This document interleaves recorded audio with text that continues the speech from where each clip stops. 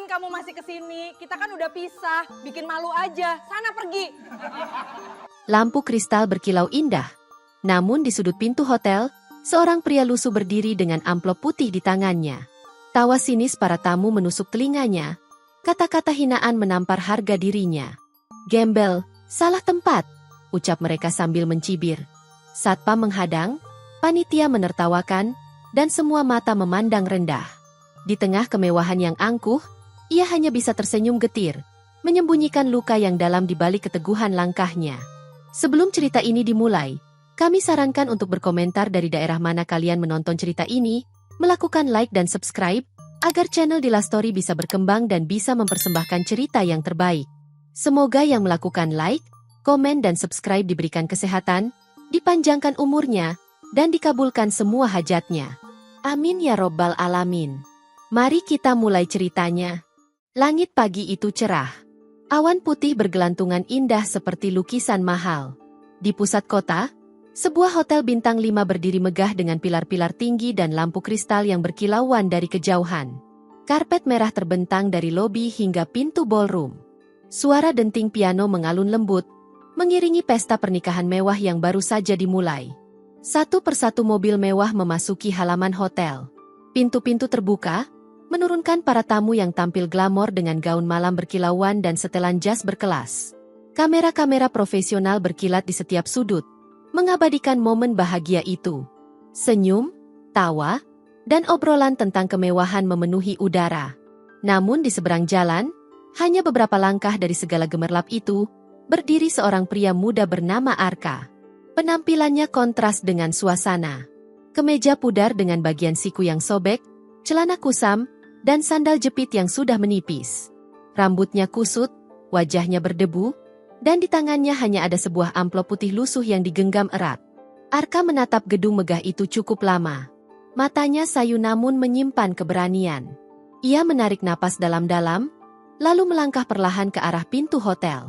Langkahnya mantap, meski setiap tatapan dari tamu yang melihatnya terasa seperti pisau yang menusuk. Bisik-bisik mulai terdengar. Seorang wanita paruh baya yang baru turun dari mobil mewah menggandeng suaminya berbisik sambil menunjuk ke arahnya. Lihat tuh. Gembel nyasar. Seorang pria muda dengan jas mahal menambahkan dengan tawa kecil. Dia pikir ini tenda sunatan kali, bukan pesta elit. Tawa meremehkan mulai terdengar, menyebar dari satu tamu ke tamu lain. Arka tetap berjalan. Namun sebelum kakinya benar-benar menapaki karpet merah, dua satpam berdasi menghentikannya dengan sikap formal yang tajam. Permisi, Mas. Ini acara tertutup. Undangannya mana? Arka menunduk sebentar, lalu menjawab tenang. Saya hanya ingin bertemu seseorang. Satpam lain langsung menyela, nadanya lebih keras. Kalau tidak ada undangan, silakan tinggalkan tempat ini. Jangan buat tamu lain risih. Belum sempat Arka menambahkan kata-kata, seorang panitia berpakaian hitam elegan datang menghampiri. Ia melirik Arka dari ujung kepala hingga kaki, lalu tertawa kecil penuh cemooh. Mas, ini acara private. Tamu saja diperiksa ketat. Apalagi Anda. Maaf, ini bukan tempat yang tepat. Arka menarik napas, menunduk sejenak. Tatapannya mengarah ke ballroom dari kejauhan. Lalu dengan suara pelan ia berkata, saya tidak akan lama. Saya hanya ingin menitipkan sesuatu. Panitia mengangkat alis. Titip apa? Dengan tenang, Arka menunjukkan amplop putih lusuh di tangannya. Hadiah pernikahan. Tawa langsung pecah di antara beberapa tamu yang ikut menyaksikan. Seorang wanita muda yang mengenakan gaun berkilau berkata dengan nada mengejek. Hadiah dari Gembel. Jangan bilang isinya surat cinta. Semua mata memandangnya dengan cibiran. Namun Arka tidak membalas. Ia hanya tersenyum tipis, menunduk, lalu berkata lirih. Terima kasih. Saya mengerti. Ia berbalik perlahan, melangkah mundur dengan tenang. Sebelum benar-benar pergi, matanya sempat tertuju pada pintu ballroom yang terbuka. Dari kejauhan ia melihat sosok wanita bergaun pengantin berdiri di pelaminan. Wajahnya berseri, tersenyum lebar di samping pria lain. Itulah Nadia, wanita yang pernah menjadi bagian penting dalam hidupnya. Senyum di wajahnya seketika hilang, tergantikan dengan getaran emosi yang sulit ia sembunyikan. Arka tersenyum penuh haru, lalu berbisik begitu pelan. Selamat menempuh hidup baru. Kemudian ia beranjak pergi, meninggalkan tawa, cibiran, dan kemegahan pesta yang tak memberinya tempat. Namun, tak ada seorang pun yang tahu, dalam beberapa menit ke depan seluruh pesta itu akan berubah. Suasana pesta kembali riuh setelah kepergian Arka. Tawa para tamu terdengar lagi, seolah insiden kecil tadi hanyalah angin lalu yang tak layak diingat. Musik piano kembali mengalun, para fotografer sibuk mengambil gambar, sementara mempelai pria, Bima, tersenyum bangga di samping Nadia. Namun, tak lama setelah Arka menghilang dari pandangan, halaman depan hotel mendadak menjadi pusat perhatian.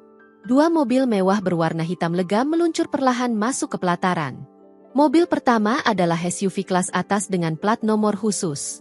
Mobil kedua, sebuah sedan sport keluaran terbatas yang hanya dimiliki segelintir orang terkaya di negeri ini. Deretan tamu yang baru saja menertawakan Arka sontak menoleh heran.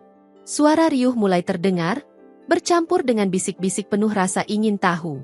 Sopir berpakaian formal turun dari kursi kemudi, membuka pintu belakang sedan sport dengan penuh hormat. Dari dalam mobil itu, turunlah sosok pria muda yang langkahnya tegas.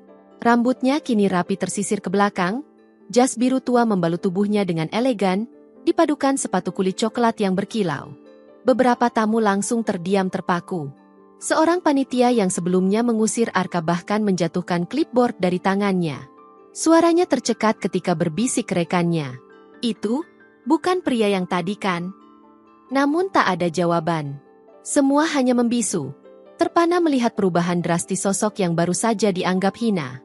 Arka melangkah menuju bagasi sedan sport. Sopirnya menjinjing 2 kotak hitam berukuran sedang, lalu menyerahkannya. Dengan tenang, Arka membawa kotak-kotak itu, berjalan lurus menuju pintu ballroom yang tadi tak bisa ia masuki. Satpam yang berjaga di pintu sempat kaku. Suaranya terbata. Maaf, tadi Anda..." Arka hanya mengangguk sopan. "Saya hanya ingin menyerahkan hadiah pernikahan. Izinkan saya sebentar saja." Satpam langsung membuka jalan tanpa berani berkata lebih. Panitia yang tadi mencibir buru-buru merapikan dasinya. Wajahnya pucat pasi, tak berani menatap Arka lagi. Di dalam ballroom, suasana yang semula penuh musik dan tawa perlahan mereda. Para tamu yang melihat ke arah pintu tertegun. Sosok pria itu berdiri gagah, membelakangi cahaya lampu gantung kristal. Langkahnya mantap, tatapannya lurus, hingga akhirnya berhenti tepat di depan pelaminan. Nadia yang sedang berpose untuk foto keluarga membeku. Matanya membulat, senyumnya lenyap, napasnya tercekat. Dengan suara nyaris bergetar, ia berbisik lirih. "Mas, Arka." Bima menoleh heran. "Siapa dia?" Arka tersenyum ringan, sopan, lalu berbicara pelan namun terdengar jelas oleh semua orang. "Maaf mengganggu. Aku tak akan lama." Ia meletakkan 2 kotak hitam itu di atas meja tamu kehormatan, lalu perlahan membukanya.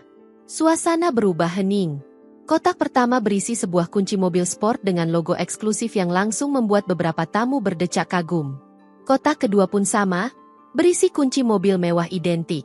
"This is my wedding gift," ucap Arka tegas. "Satu untuk kalian, dan satu lagi, untuk kenangan kita." Ruangan mendadak sunyi. Musik berhenti, tawa lenyap. Ratusan pasang mata kini menatapnya dengan campuran rasa malu, hormat, dan keterkejutan yang tak terbantahkan. Air mata mengalir di pipi Nadia. Tangannya bergetar, wajahnya pucat. Sementara Bima hanya berdiri kaku, tak mampu mengeluarkan sepatah kata pun. Keluarga Nadia saling berpandangan dengan wajah tegang, bingung dengan apa yang baru saja terjadi. Arka membungkuk singkat ke arah kedua pengantin, lalu berbalik. Ia melangkah pergi dengan tenang. Tak ada seorang pun yang berani menghalangi. Semua mata hanya mengikutinya. Terdiam, seolah waktu berhenti. Di belakang, seorang tamu yang tadi sempat menertawakannya berbisik lirih pada temannya. Siapa dia sebenarnya? Dan seorang pelayan yang berdiri di sudut menjawab lirih. Mereka bilang dia itu miliarder. Anak tunggal pemilik konglomerat besar yang memilih hidup sederhana. Arka berhenti sejenak di ambang pintu. Ia menoleh, menatap Nadia dengan senyum tipis, lalu berkata pelan. Selamat menempuh hidup baru. Semoga bahagia dengan pilihanmu. Ia melangkah keluar, meninggalkan ballroom yang membisu. Semua yang dulu meremehkannya kini hanya bisa menunduk dalam diam. Lorong marmer hotel terasa hening ketika langkah Arka bergema meninggalkan ballroom. Suara pesta yang riuh kini terdengar jauh, tertahan oleh pintu besar yang menutup perlahan di belakangnya. Udara sore mulai redup, langit yang semula cerah perlahan ditutupi awan kelabu. Arka berjalan melewati deretan mobil tamu. Setiap langkahnya mantap, seolah meninggalkan beban yang telah lama ia pikul. Di ujung pelataran, sebuah SUV hitam menunggunya. Dari balik kaca gelap, terlihat sosok pria tua berjanggut putih duduk dengan tenang. Dialah Pak Fadli, sopir sekaligus pengasuh yang telah membesarkannya sejak kecil. Begitu Arka mendekat, Pak Fadli turun dan membungkuk hormat. "Sudah selesai, Nak?" Tanyanya pelan, suaranya penuh makna. Arka berhenti sejenak. Ia menatap gedung megah di belakangnya, lalu membuka pintu SUV. Sebelum masuk, ia menjawab lirih. "Sudah, Pak. Hari ini benar-benar selesai." Pak Fadli mengangguk pelan, lalu menyalakan mesin mobil. SUV itu meluncur perlahan meninggalkan halaman hotel. Dari kaca jendela, cahaya lampu kristal masih berkilau. Namun bagi Arka semuanya tampak buram. Ia bersandar di kursi, memejamkan mata, membiarkan kenangan lama muncul. Kenangan ketika dirinya dan Nadia, gadis yang kini berdiri di pelaminan bersama pria lain, pernah duduk berdua di pinggir danau kampus. Saat itu mereka berbagi mimpi, berjanji untuk selalu bersama, meski hidup terasa berat. Namun janji itu runtuh ketika cobaan datang. Usaha kecil Arka bangkrut di tahun kedua hubungan mereka. Untuk bertahan hidup, ia berjualan makanan di pinggir jalan. Nadia mulai menjauh. Tatapannya yang dulu penuh semangat berubah menjadi dingin. Arka teringat sore itu, saat ia datang ke rumah Nadia dengan kemeja lusuh, membawa niat sederhana untuk melamarnya. Ayah Nadia menatapnya dengan sorot merendahkan. "Tak ada masa depan denganmu. Jangan bawa pulang laki-laki miskin." Ucapan itu menusuk hatinya lebih dalam dari luka manapun. Nadia hanya menunduk. Air matanya ada. Namun bibirnya tetap mengucap kata yang sama dengan ayahnya.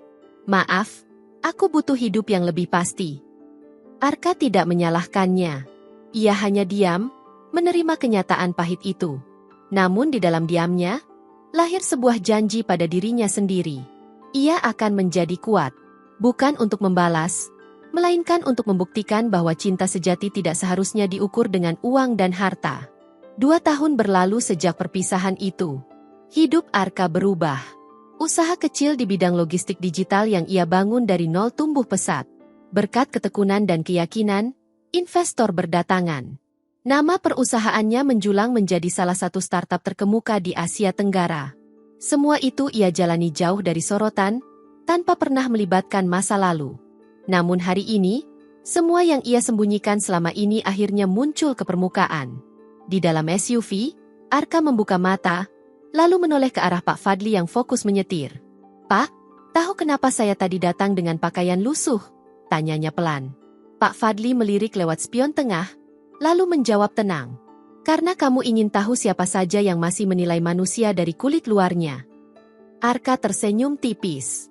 "Benar, Pak. Dan jawabannya sudah saya lihat semua. Cukup untuk hari ini."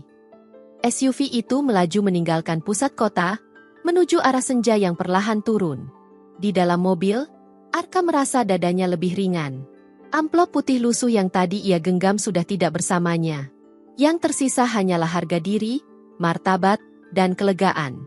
Sementara itu, di dalam ballroom, suasana tak lagi sama. Nadia berdiri mematung di balik pelaminan. Gaun pengantin putih yang tadi berkilauan kini tampak kusam di bawah sorotan lampu. Air matanya jatuh, bukan lagi karena bahagia, melainkan karena penyesalan yang tak terbendung. Di atas meja, 2 kunci mobil sport masih tergeletak. Tak ada satupun yang berani menyentuh. Malam mulai turun. Lampu-lampu taman hotel menyala satu persatu, menerangi halaman yang perlahan sepi setelah pesta berakhir. Namun di dalam ballroom, suasana masih berat.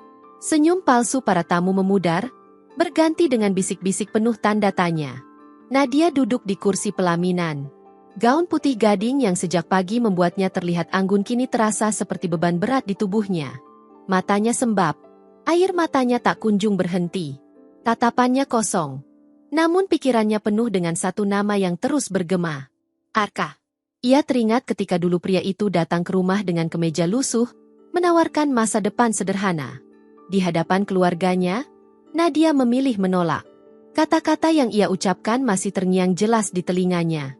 Maaf, aku butuh hidup yang lebih pasti. Saat itu ia merasa keputusannya benar. Ia mengikuti suara ayahnya yang keras, memilih jalan yang dianggap aman. Namun kini, melihat Arka berdiri gagah di hadapan ratusan tamu, menyerahkan hadiah mewah tanpa sedikit pun dendam, semua keyakinannya runtuh. Seorang temannya mendekat, menyentuh pelan bahunya. Nadia, itu, mantanmu kan? Yang kasih hadiah 2 mobil tadi. Nadia tak sanggup menjawab. Bibirnya gemetar, hanya gumaman lirih yang keluar. Aku pikir dia sudah hancur. Aku pikir tak akan pernah melihatnya lagi. Temannya terdiam, menelan ludah. Dia orang yang selama ini dibicarakan orang-orang. Pengusaha muda misterius itu, ternyata Arka. Tak lama kemudian, ayah Nadia datang. Wajahnya pucat, suaranya berat. Nadia, kenapa kamu tidak bilang kalau itu Arka? Kenapa kamu diam saja? Nadia menoleh perlahan, matanya basah. Karena waktu itu bapak sendiri yang bilang, jangan bawa pulang laki-laki yang tidak punya masa depan. Ucapan itu menghantam sang ayah seperti palu.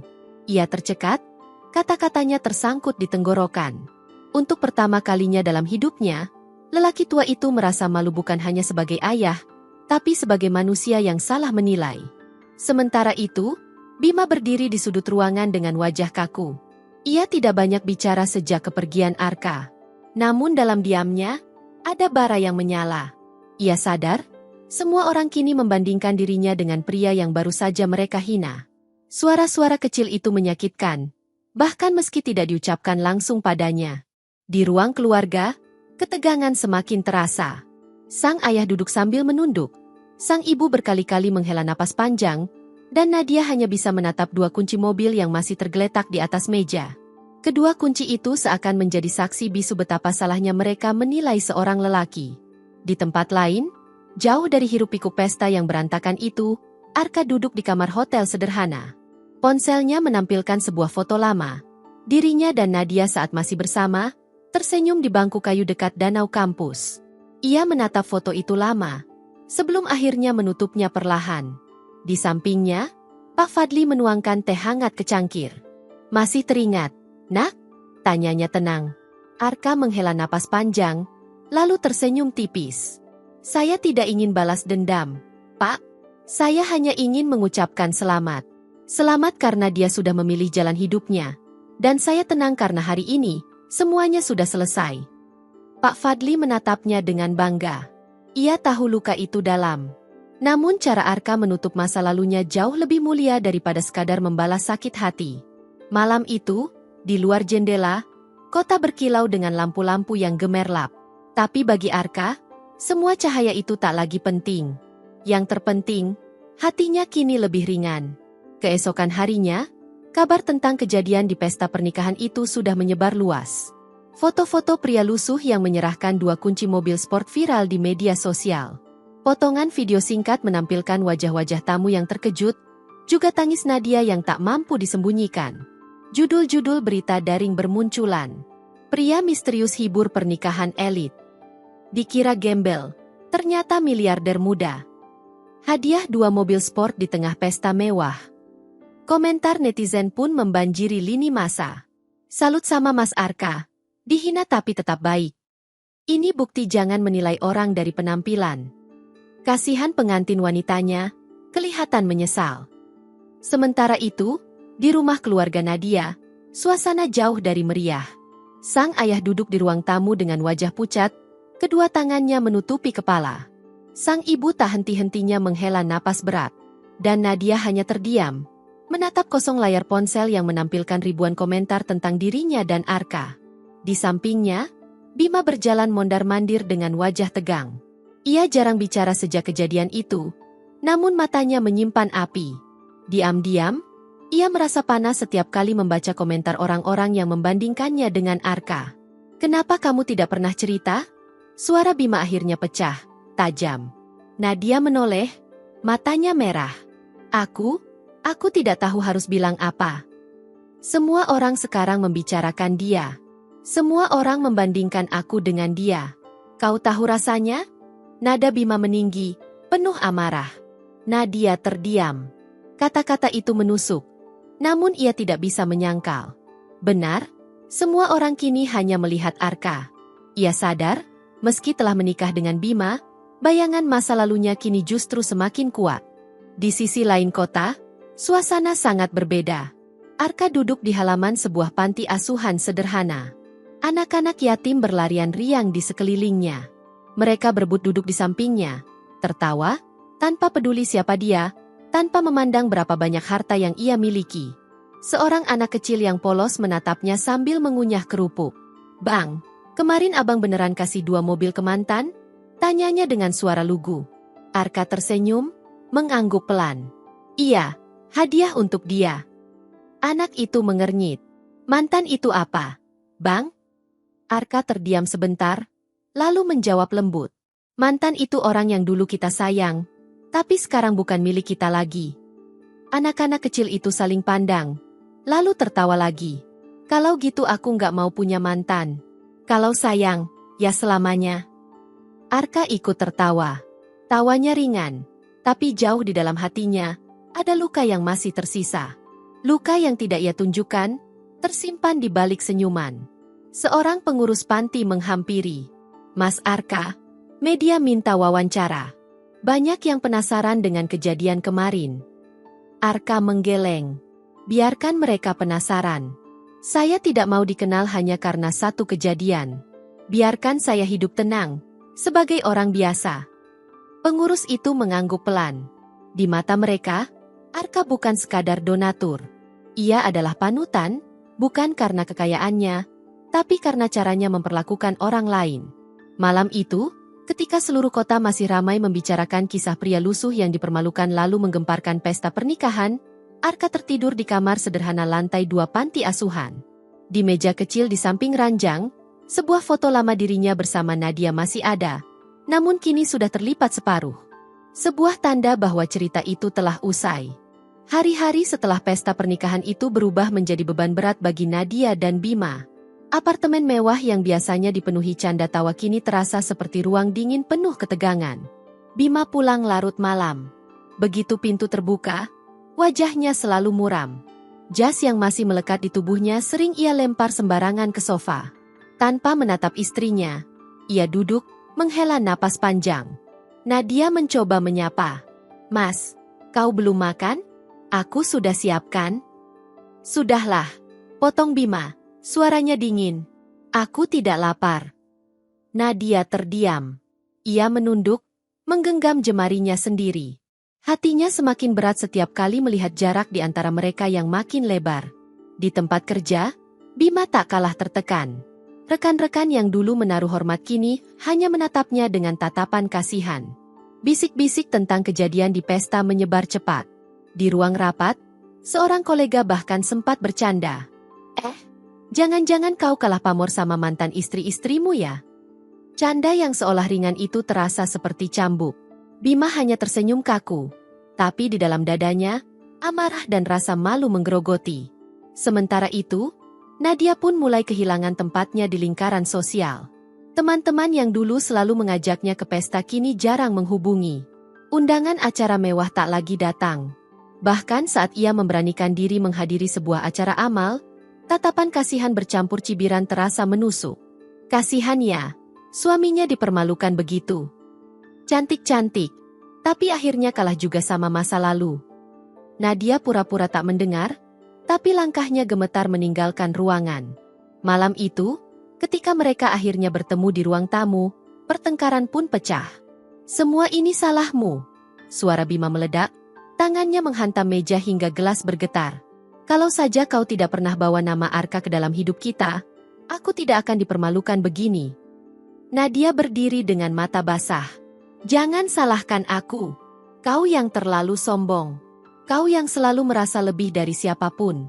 Dan lihat sekarang, semua orang membandingkanmu dengannya. Bima menunjuk tajam ke arahnya. Kalau saja kau dulu tidak meninggalkan dia, kalau saja kau tidak memilih aku karena harta, kita tidak akan berada di posisi ini. Tangisan Nadia pecah. Jangan bicara seolah aku saja yang salah. Kau pikir aku tidak menyesal? Aku setiap hari dihantui wajahnya. Wajah lelaki yang rela pergi dengan senyum setelah kita semua menghina dia. Hening seketika. Kata-kata itu menggema di antara mereka. Bima terdiam, dadanya naik turun karena amarah. Sementara Nadia terisak tanpa henti.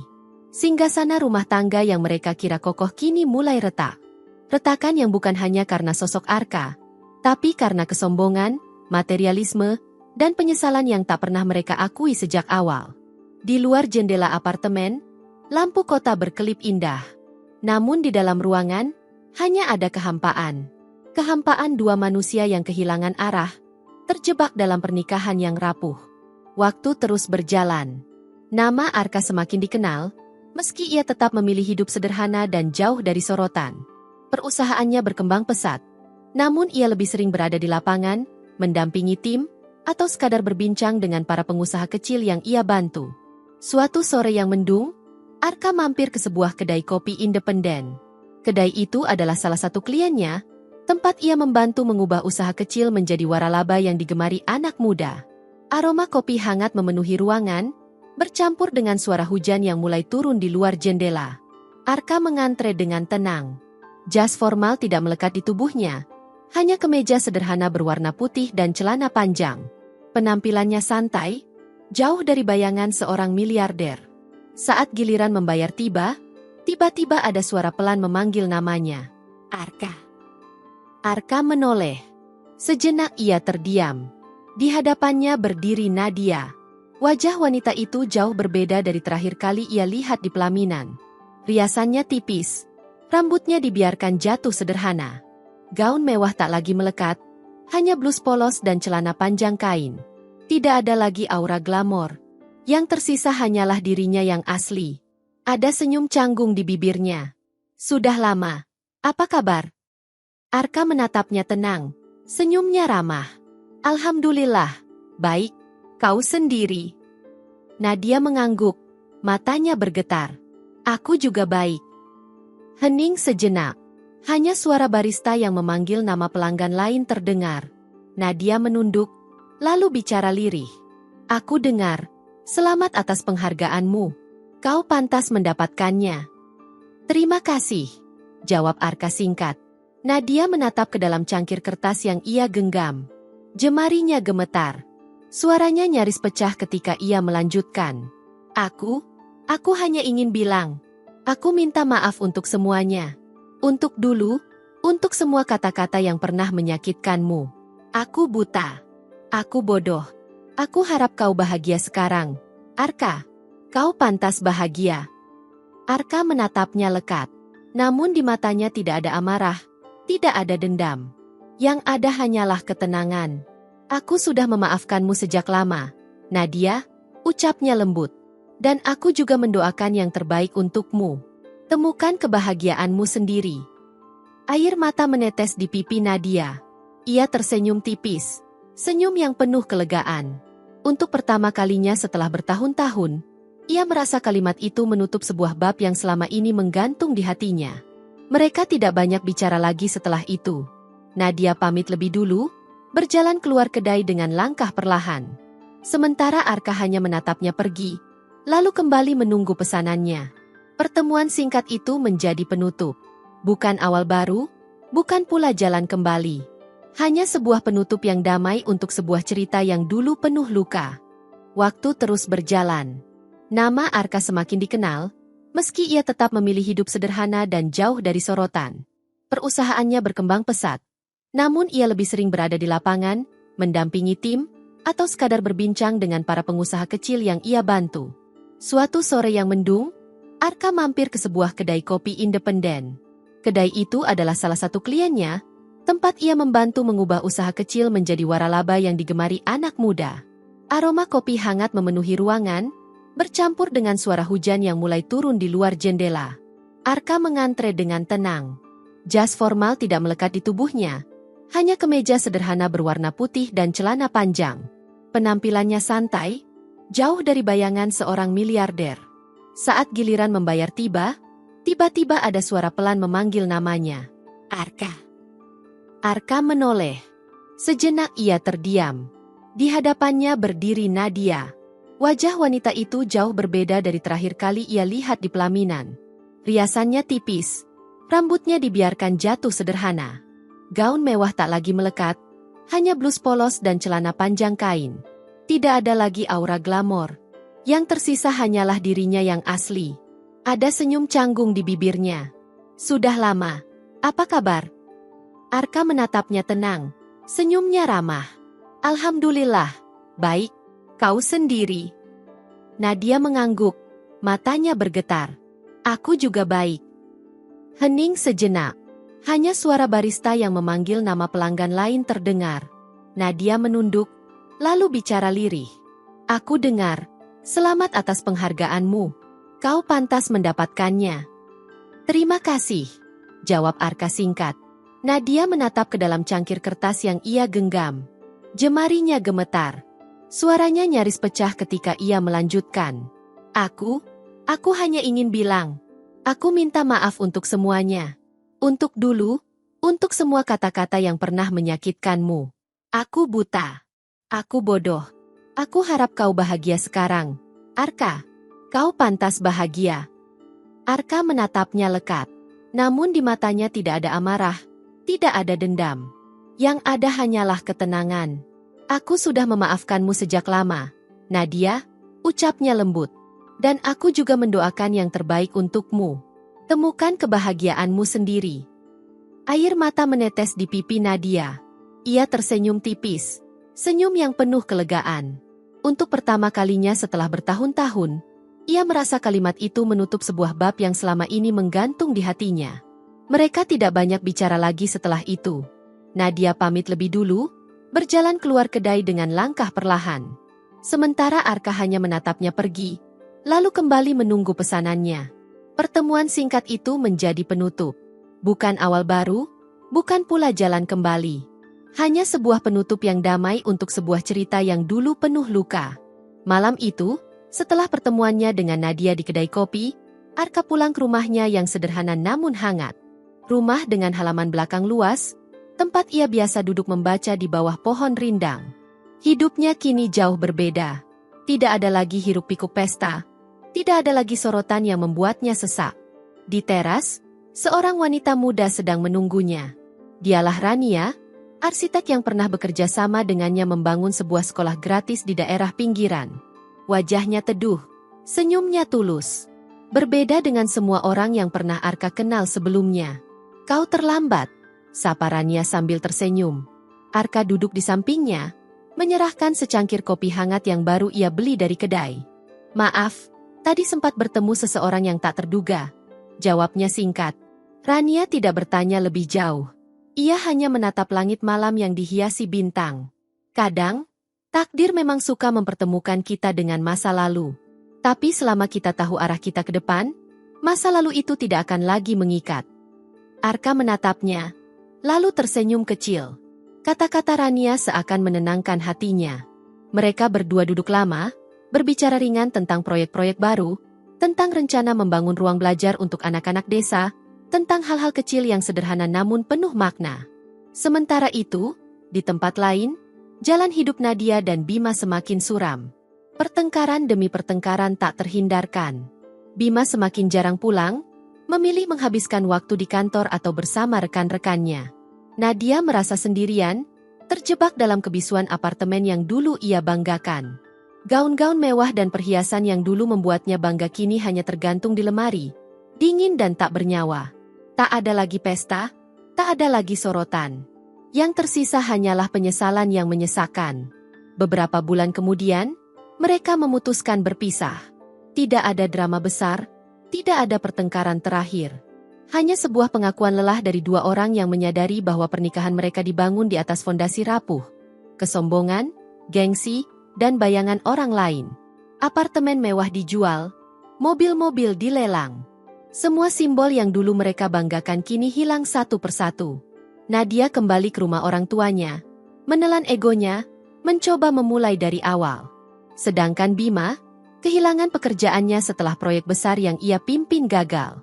Ia terpaksa merintis usaha kecil, memulai dari nol, kali ini tanpa tepuk tangan atau sorot kagum.